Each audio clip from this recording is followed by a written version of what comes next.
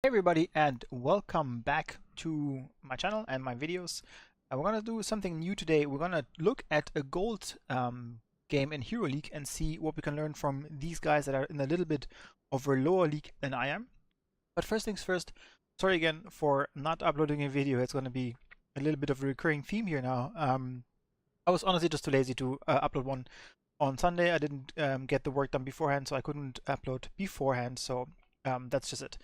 We're going to jump right into this. Again, this is a Gold League game, and we want to look at what we can learn from the game and from the mistakes that these guys are doing in Gold League. First things first, we are on two models by the green. We have the red team with Sylvanas, Suljin, Brightwing, Chromie, and Tyrael, and the blue team with Lily, Kel'Thuzad, Diablo, Genji, and Valla. First thing that we can learn from these drafts is that both of them are considered to be rather bad. One thing is that none of these teams have a very good solo laner. The red team has Tyrael, so it could be okay. He can solo lane quite fine. Sylvanas is not considered to be a very good solo laner. She doesn't clear minions very well until level 7 when she gets barb shot. Keep that in mind. This is pretty okay. Meeting in the middle, trying to get the XP here, and then also good reaction on the Sylvanas. She tried to get tower up here. The 5-man rotation is a little bit hard, so you shouldn't be doing that. But let's have a quick look at what she's doing here. So she's trying to do a tower push on her own, which is fine in general, but then she just gets basically dominated by the Diablo, who stuns her in the correct right moment where she can't get away. So that was pretty bad from the Sylvanas to get caught. That being said, not always you can dodge some things like this. Another one point is that I have not seen this replay before, so it's a first look at this. So I might make mistakes and miss things here. Kel'Thuzad tries to stack his first chains here. Pretty good, that you should always be doing this. Let's have a quick look at talents. So Eager Adventure I think is fine. Kel'Thuzad, all of the level 1 talents are fine. Devil's Due is currently considered to be super broken, so Regen Globes and Healing Fountains heal you more the more souls you have. This is completely fine and considered to be very strong because you basically get a full heal, or nearly a full heal from the fountain, and you get pretty much like 20 or 30% off of a globe, so that's really, really strong. Agitators Mind also fine, and then Hot Pursuit, not a thing to complain about. Salvation, I think that's a new one. Yeah, so that's a heal for Tyrael. Could be fine with Brightwing, and then Time Walker's Pursuit is the Southern talent on for Chromie. First thing that I see is that we shouldn't be picking up on this map is Pixie Charm. There's not enough camps on this map to actually be very effective with that spell.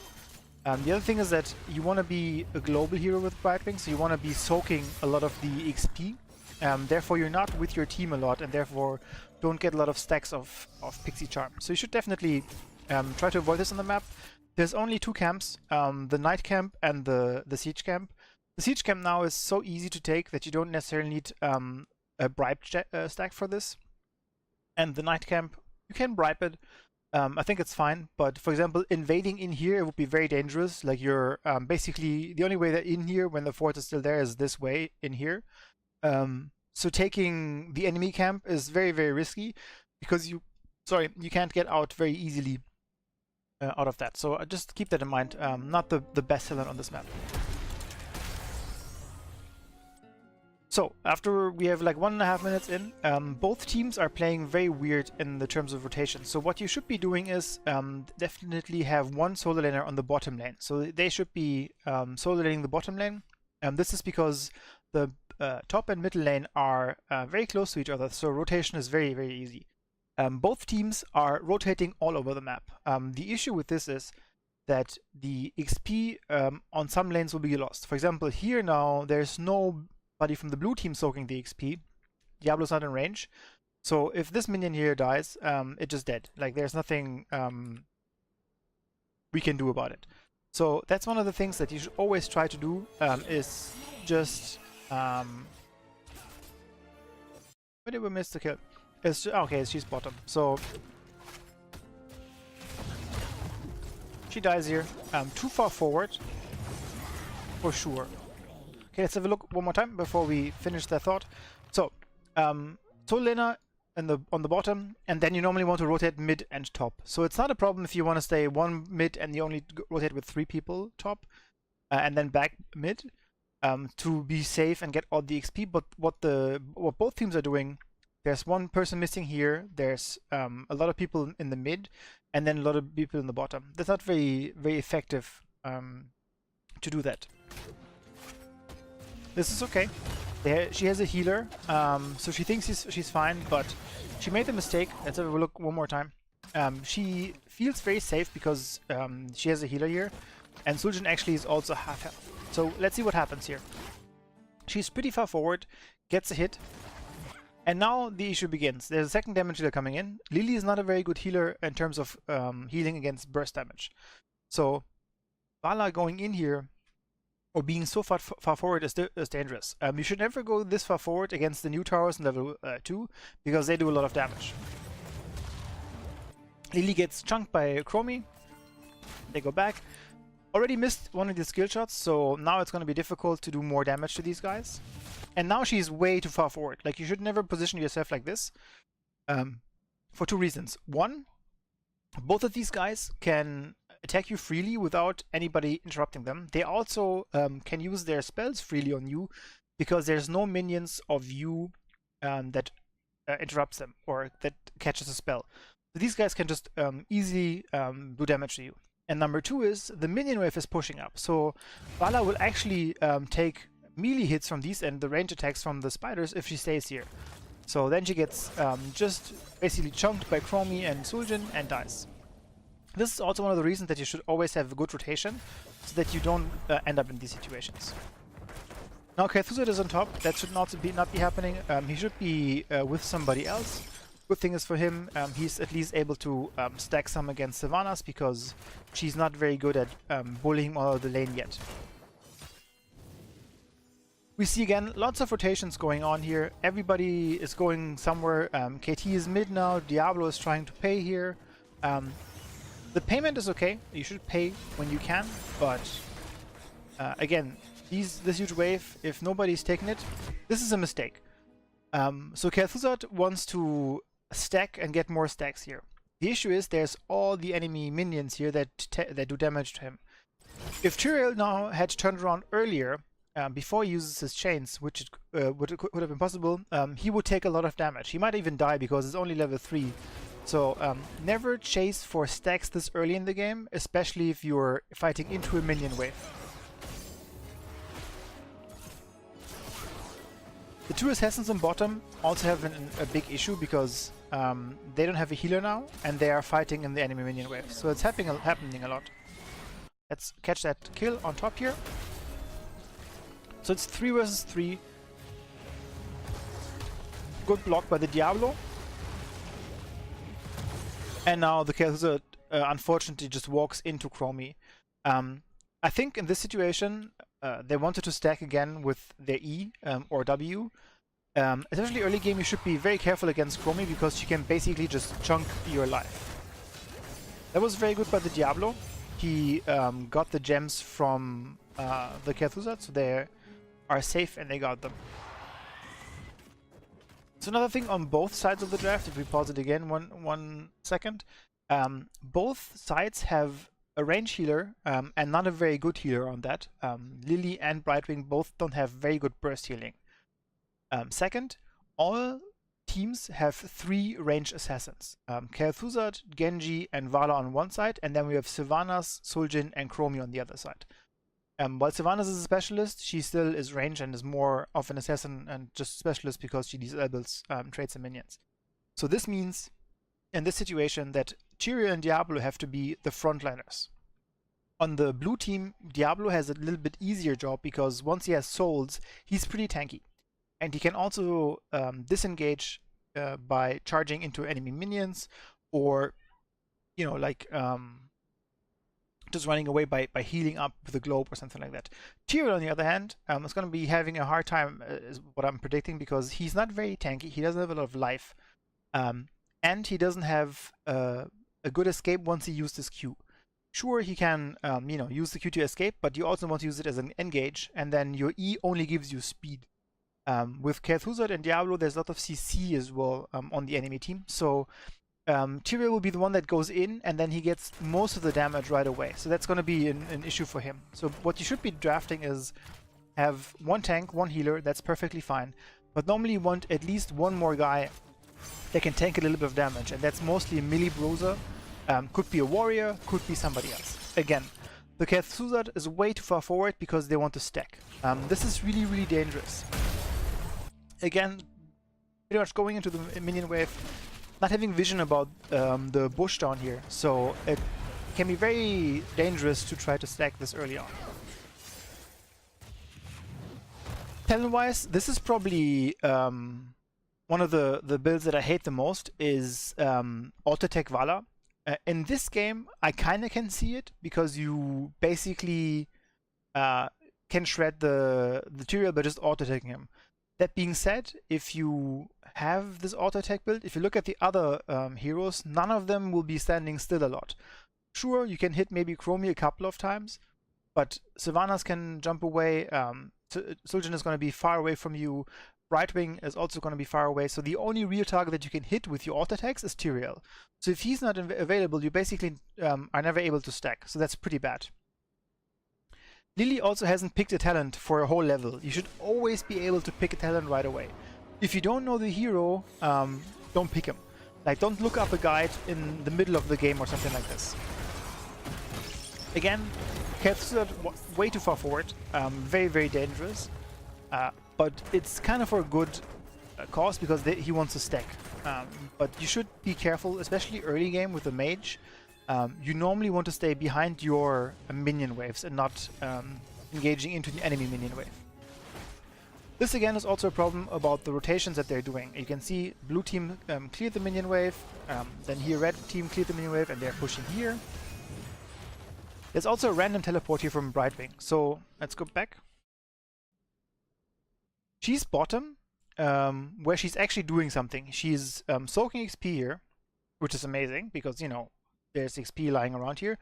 She would also be able to get like 3 more gems and maybe get a little bit of pressure from Genji. So I understand that if you want to go away, it's probably now is a good time. She has a tap up though, so tapping here would be much better. She would tap, get, you know, 3/4 of your health back, and then just be able to stay in lane. You can also bully Genji a little bit, but just polymorphing him and auto-attacking him because he doesn't like that very, very much.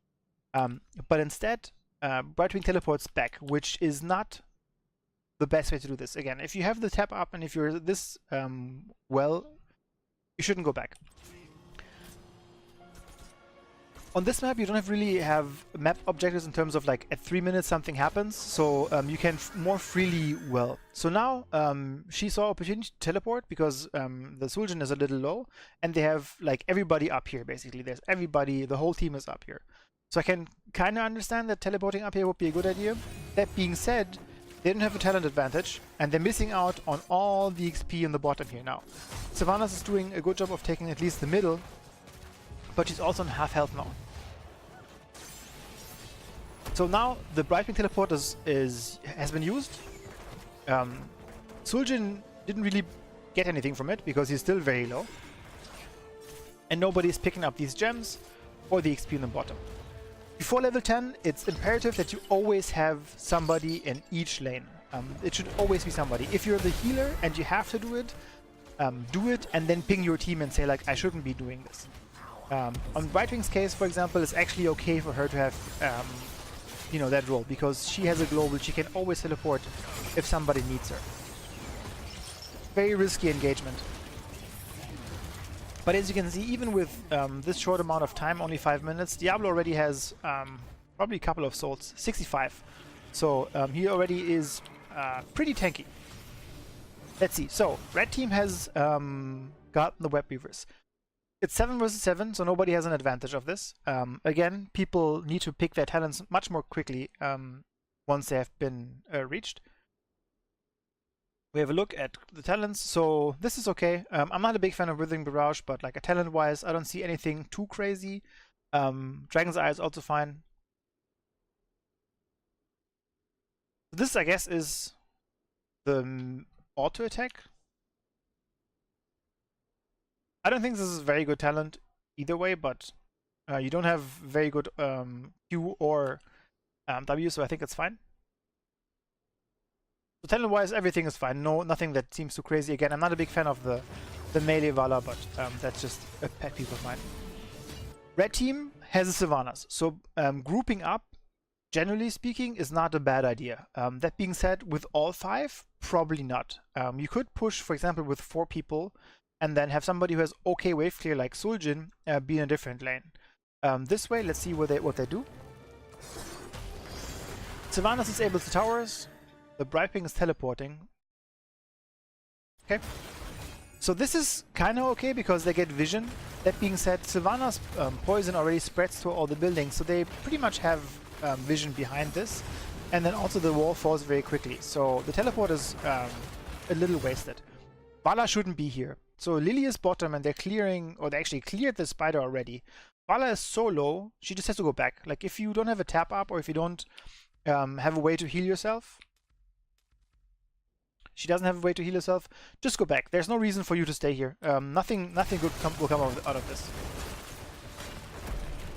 Also, if they have a 5-man pushing like this, it's better to just like clear the other wave with 2 or 3 people. There's no way that you can save this fort, but the Web Weaver should still be easily defended at the keep wall. This is okay. Poking a little bit with Kel'Thuzad.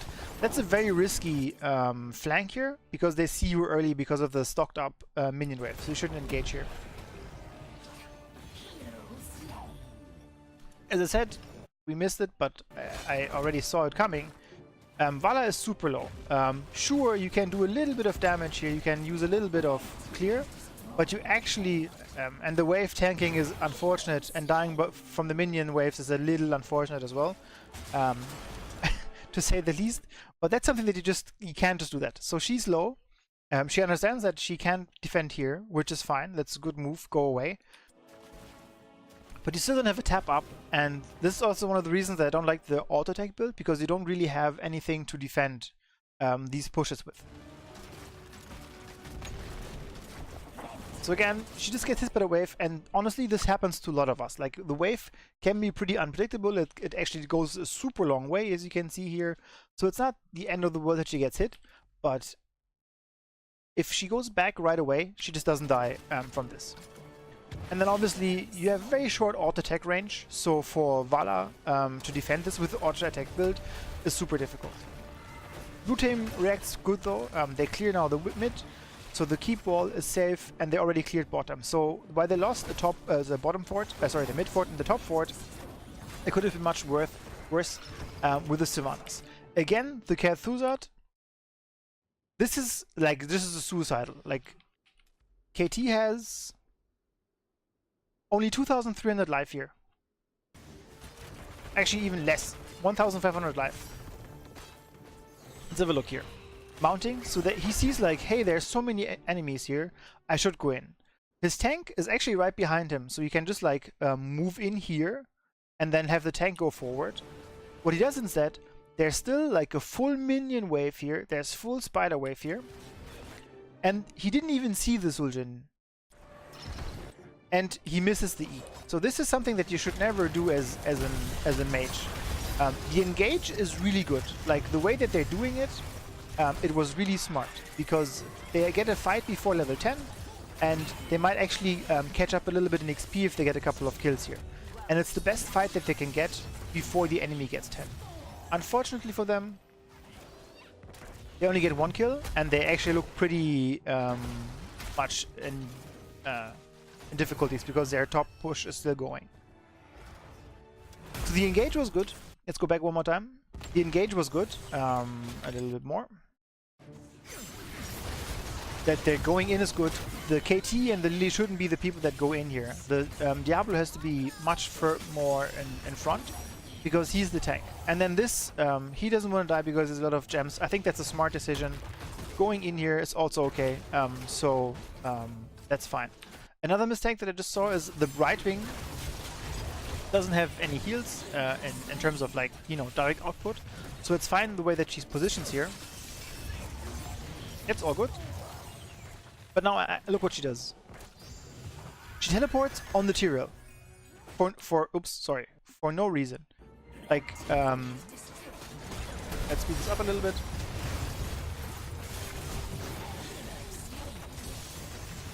There you go. So the teleport does nothing. Cool, they have vision here now. Amazing. But you also let your Chromie die. Probably not, savable.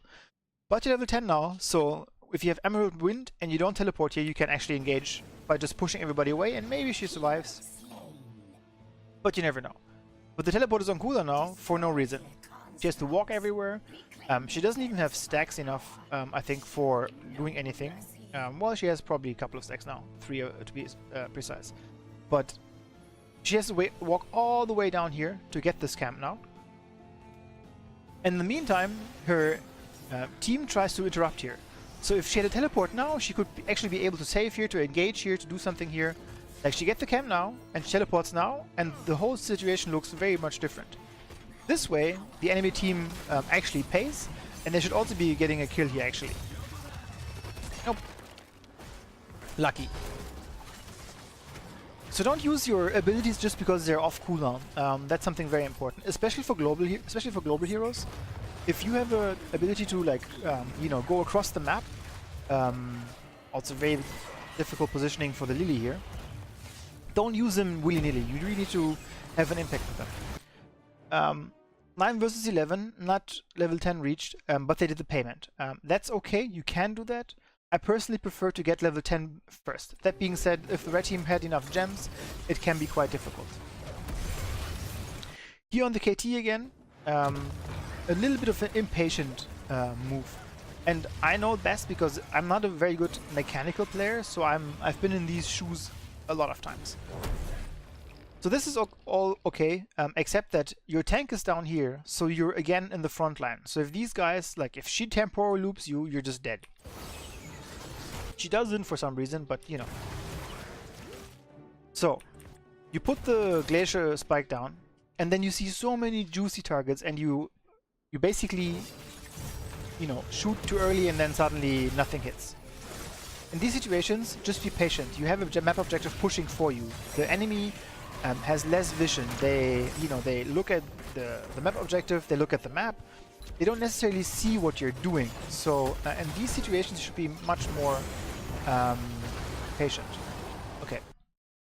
Next thing. We get level 10 here now, so very good positioning. We also see that Guillotine was used right there. So the enemy team gets hit here a little bit, but not really anything major. That being said, we have Apoc now. So the correct way to engage into this is you use Apoc first with Diablo, then you charge a target with your Shadow Charge on Q, and then you overpower them with your E back into the stun. The way that he does it is completely wrong. He uses overpower first and then charge. This is fine. The issue is he uses it on the only very mobile hero on the enemy team who can just Q out. Now he uses Apocalypse. There's no follow-up. Everybody is very spread out. Everybody can move very freely. Suljin can go away. Brightman can go away. And nobody actually gets hit by this. So always use Apoc in a combination of something. Either use it with your own combo, Q into E, after you press Apoc. So basically you use your R, then you Q a target, and then you E them into the stun. So at least one target is guaranteed to be stunned into this. And there's normally no way to save this unless you have Cleanse. So a very good target would have been Brightwing. So this completely whiffed, even though it was a good idea to use everything, because you just went 10, you have a map objective going on. They cleared mid already, but top is pushing. So engaging in general was fine, but it just didn't work out because the combination wasn't done very well. Okay, let's have a look at the heroics. Shadow Fissure is fine. I think it's the only viable heroic on KT. Rain of Vengeance, it's okay. I think they have enough damage, so they don't necessarily need strafe damage. I disagree with X-Strike. The enemy team does have Temporal Loop, but Lily picked Let's Go. So even if you get Temporal as a Genji, you can still get cleansed, basically. I think, right? Yeah, you still get Unstoppable for 1 second. So Dragon Blade can be used to dodge the temporal in general, but Dragon Blade would have much more impact on this situation. Sure, he has Sanctification, so wherever he puts it down, Tyrael and his friends will be safe, but if he doesn't have it, or if you get a good position with Dragon Blade, you get a lot of value out of this. Again, KT a little bit too impatient, trying to get spells off too quickly. This also is not the best way to do it. So we just basically lost the map objective and didn't get a lot of value from it. So your enemy took like 2 forts, you didn't took any fort, and now you're posturing up and try to get a fort. It's kind of okay to do this, but I much prefer to just have everybody back into a lane and soak a little bit more XP, because you're still behind the level and you also are close to having another payment, and the enemy isn't. So if you get more gems, that would be much better. Typical Chromie burst, nothing much that you can do against that. X-Strike doesn't do a lot here. And then also the position of Genji is really horrible. So let's go back for a second. So, the minion wave is here, the blue minion wave. Gets cleared here by the Sylvanas poison. There you go. The next minion wave is all the way back here. So there's nothing that you can do with it. Like, it doesn't come in time. And Genji now will go jump in here without his tank. The tank goes in here, that's fine. But he already gets attacked by the fort, so these do a lot of damage. So now he goes in, Diablo gets chunked, he still gets chunked, and now Diablo's out of range of the fort. Guess who gets chunked now? So even if you have the protector status here, you get slowed. You eat in, use X-Strike, and then the only way that you can get out is if he D's out. But as you can see, not good. So never engage into forts if there's no minion wave. Late game it's something a little bit different because you might have enough life or your tank might be tanky enough to get through it. But in this situation the fort is super high health. Don't engage into this. Also obviously Chromie just used Temporal Loop on Genji. Completely wasted. If you see a target that is so low, don't use Temporal Loop. Okay, cleanse here. And I think Diablo will probably lose his souls here now. Yep. Again, in these situations, I think the Suljin is a much better target for the character set. So if you're not good at mechanically hitting things very much, a good thing to warm up is to use it in try mode and just like do the combination. Same goes for the Diablo. If you're not used to doing the Diablo Apocalypse combo, just do it over and over and over again in try mode. This is a very good teleport now from Brightwing. So they just paid here, teleport, and you could use Emerald Wind right away if they were still following up. Yep. It doesn't hit anybody, but it's fine. Unfortunately, the Chromie misunderstood what was happening and went forward. With Dragon Blade here, I think they probably kill Chromie and maybe even another target. So a couple of misplays on the heroics, which now leads to the red team having most of their heroics used, but having a talent advantage. This is also very dangerous. He's okay because he has a lot of disengages. Genji can jump away and everything, so that's fine. But you shouldn't check these areas with anybody who doesn't have a lot of vision or abilities to spam into the fog, because you just get chunked. So Diablo just soaked these minions really good, and now he has to go up here and soak these minions. So his team has to soak the other areas where he can't soak as safely. This is the wrong decision what he's making here. You should just go up here and take this minion wave. You have lost all of your souls just now. Now your Kel'Thuzad also walked in the wrong way. Let's go one step with another. So Diablo should just go up here and clear this. There's no way that you can do anything. You're talent down. You don't have any souls. You're very weak at the moment. Valla, for some people might look like, oh, she's not with her team, she sucks, whatever. This is very good. She can see most of the enemies here. Now she can actually see all the enemies. So being down here and clearing the waves for XP is amazing. Okay, let's have a look at that again. This is one of the simplest mistakes that you will do over and over again until you actually force yourself to remember this. So let's go into the vision of KT. Could be this, yeah. So we don't see the enemy on the map, and we don't see that they paid right now.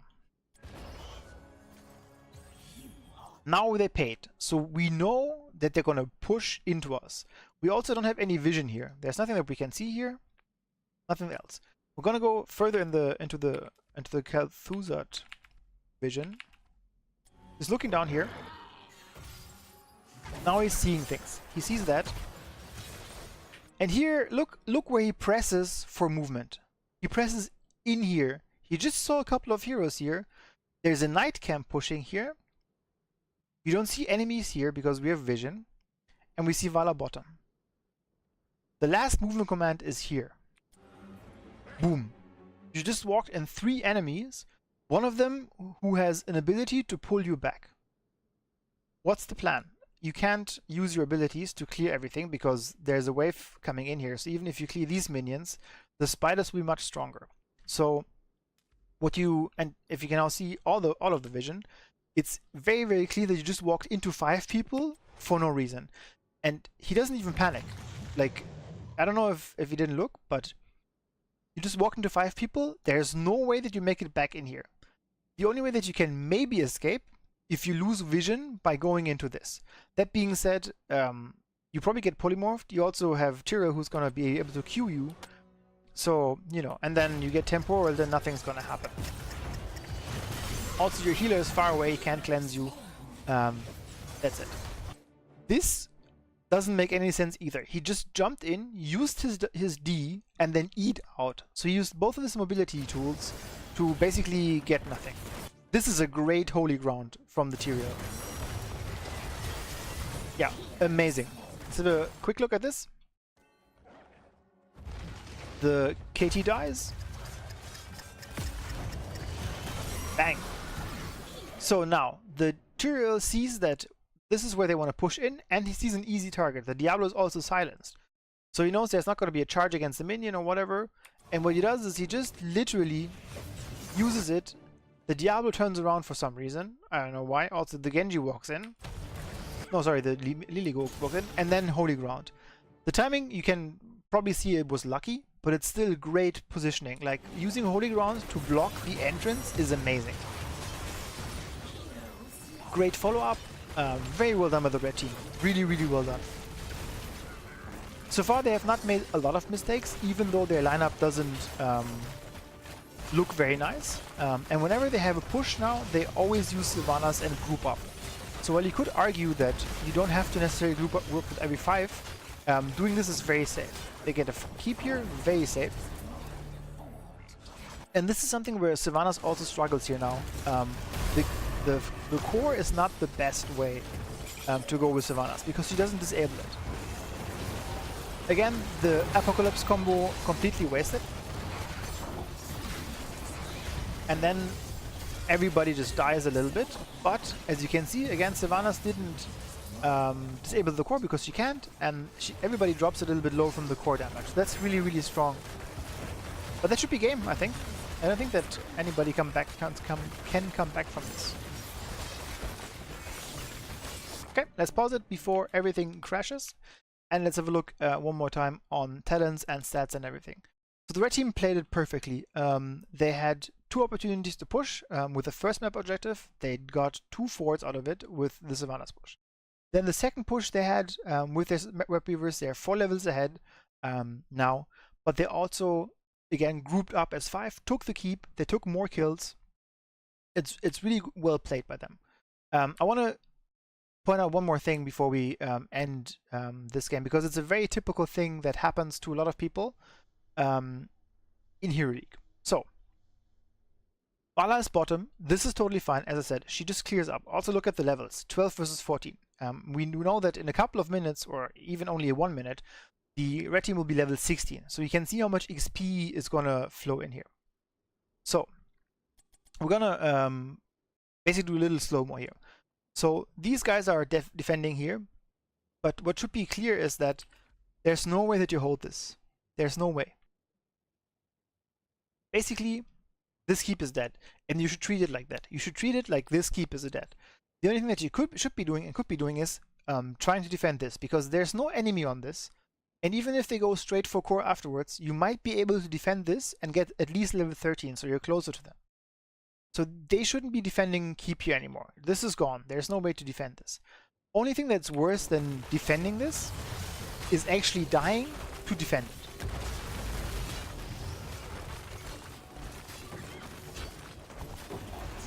You can see that both of them not do anything. Like, there's no wave clear from either of these heroes.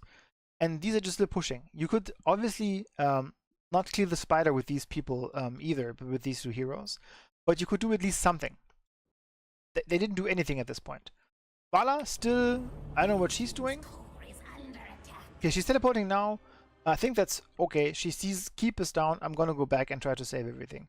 This still will also go push through the keep, and we talked about this. This is where the wave that Diablo should have cleared, and then it would only be the Web Weaver and not also like, I don't know, 15 of these little spiders. So the keep is dead. Again, KTZ, Genji and Lily still are here. They're still in the front line. They're still trying to do things. Diablo is just respawning now. KT is dead again, unfortunately. And he died for nothing. He couldn't defend the keep. He couldn't defend the core at this moment. And Valla and Diablo literally just came back. So you could have had a 5 versus 5 fight. Sure, still talent down, 3 level down, a keep down, Web Weaver pushing in.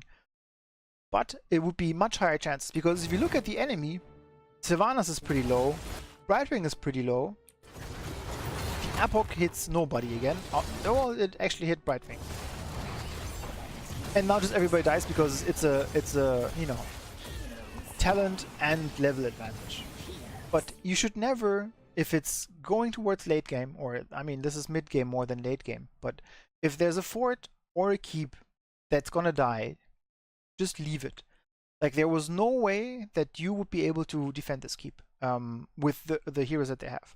So just let it die, and if the enemy goes to core and they finish core, cool. You know, there's no way that you can stop it. They're talent up, totally fine.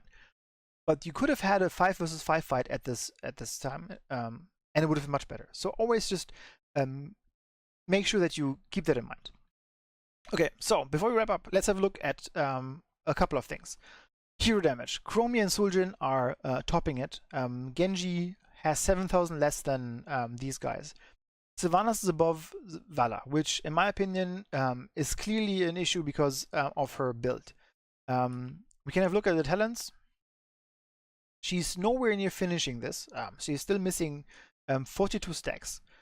So it's clearly was the wrong choice here. The Shuriken quest also not done. That being said, pretty close to be finished, and also it's on the second stage, so it's fine. X-Strike didn't have any impact in this game. Wasn't a good heroic.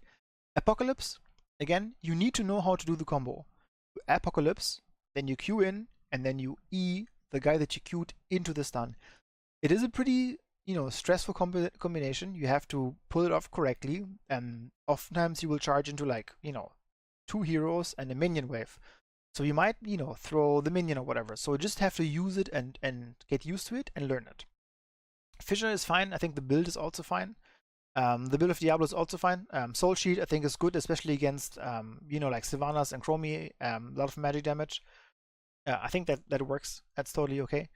Perfect defense, I think it's also okay because they only have well, they have Sylvanas and Suljin, so the dodge would probably not be very good because Sylvanas can have so many auto attacks on you that it just depletes that very quickly.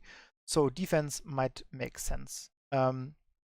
Lily also fine. Cleanse really good for Chromie countering, so that's perfect.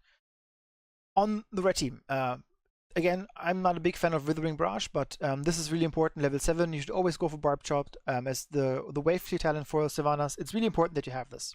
And then Windrunner is also very good because you basically get a second Haunting Wave, means more escape, but also it refills your Q.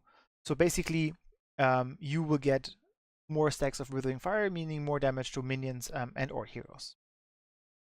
Suljin is pretty much out of the meta at the moment. I think the build is also not the best. I don't think that you go for the W at the moment.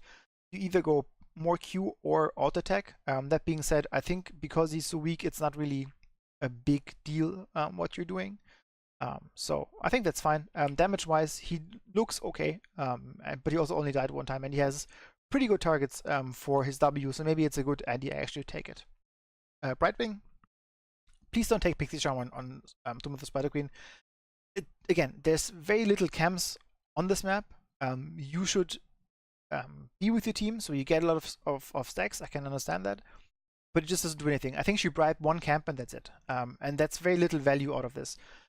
If you use the teleport as liberally as she did, you just get more value out of the cooldown reduction, honestly. Peekaboo is okay, but it's a little weird because you don't have the teleport build, so you only use this once every like 45 seconds or something.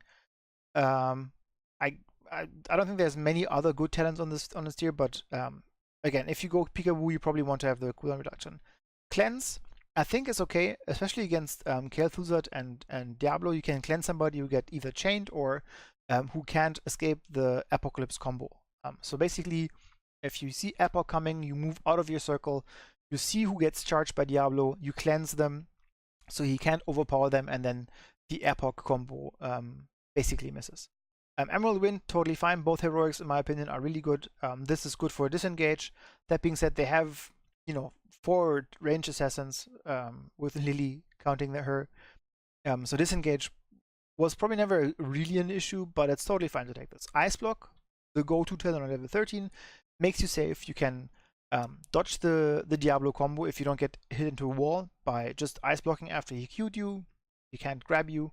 And then also really good against Apoc. So if you, cleanse somebody first because you were afraid that they get charged, you can ice block right after, so you dodge the Apocalypse.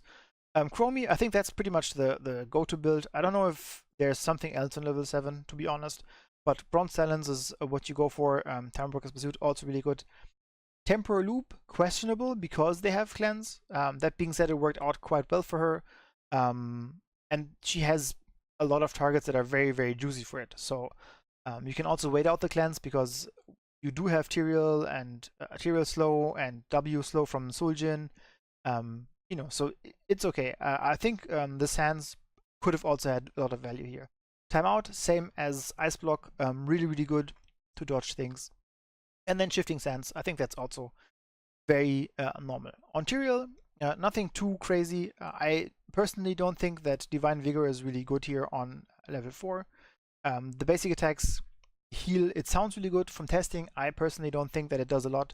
That being said, he has gone for heal and heal, so maybe the 2 talents work very well with him. And then Swift Retribution, I personally like Reciprocate much more because you have a little bit of wave clear. And his team has okay wave clear, so I guess he didn't need it. Sanctification is probably the most complicated talent to use in Hero League because you don't have communication, you don't know what to do. So that's going to be just, an issue. Holy Ground, we have seen how strong it is. Best talent level 13. Unfortunately, they moved it down to level 13. I think that's too strong. And then as you've seen, it was very effective here. Other than that, very much a stomp. 13 to 3 kills. What could have gone differently as a wrap up? So both teams definitely need a solo laner. You can't have these setups like this and hope for a guaranteed outcome. That being said, both teams drafted 3 ranged assassins, so nobody had an advantage there. That being said, if you have another bruiser instead of the Genji or the Kael Thuzad or the Vala, you might be able to get easier fights here, especially the last one. If you not make the mistake and just die and die and die and die, so that you have a chain death, but have a bruiser and they can walk into it, you might also be able to turn this fight around much more easily because first of all, they can run into Chromie and do some damage to her. They can disrupt some people like with the Sun Ring from Thrall or a Malthael who jumps in with his heroic. Lots of different ways that could force the enemy team to do something else. And then especially Vala, I think she doesn't burst anybody, she doesn't do a lot of damage to Tyrael at the beginning. If that's something else, is that a different build, you might be able to at least burst a couple of people with the damage that you have with Kael Thuzad, Genji, and for example, a Q build Vala.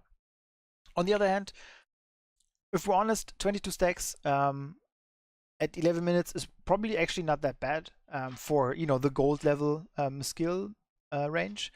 but it's also like difficult for me to judge, when was this pick happened, or when did the pick happen, because into this enemy team, I don't see the Chaos Lizard working very well. Haunting Wave can dodge things, Bribing has Cleanse, Chromie will temporal loop you all the time, so that's also a pick where I feel like it could have been something different, and that would have fit more into the lineup. On the red team side, I feel like the Suljin would have been better if it was a bruiser as well. Then you have an auto attacker and the mage. That works much better. That being said, they won the game, so there's not much to complain about that. Okay, I don't want to bore you any longer with this game and the analysis of a pretty one-sided and lopsided game, but there's definitely things that you can learn from this. Your positioning, not checking bushes, not walking into the enemy if you don't see them. Again, if you don't know where they are, the safe way to go home would be going this way and not going through here. These are the mistakes that you should look at and learn from, and just see that you make sure that you don't repeat them. Don't fight for forts or keeps that are gonna be dying. Don't walk into 5 people because you didn't check where they are, or you don't know where they are, and you choose the unsafe route. That's it for me. Thank you very much for watching. If you have come until this point in time, thanks a lot. I will do this a little bit more often, I think, from time to time. This is a series that I'm very interested in, just to see how people play on different levels of Hero League, and learn from their mistakes, and see the mistakes that I have made in the past, and that I can show you how to avoid in the future. As always, thank you very much for watching, and I'll see you next time. Have a good one. Bye bye.